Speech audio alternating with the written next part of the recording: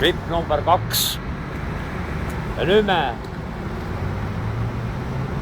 teeme tagasi Marekule, et miks on auto nii sitane? Vapsee, kus on auto number?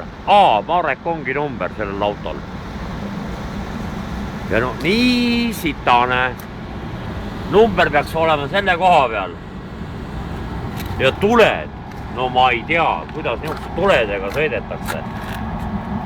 Mul on Night Vision prillid kaasas. Night Vision prillidega sõidetakse, jah.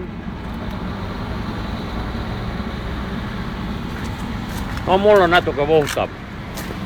Number on väljas, kõik on ülbe, aga no siin, no mis asi see on? No. See on siin... See on tuulutus.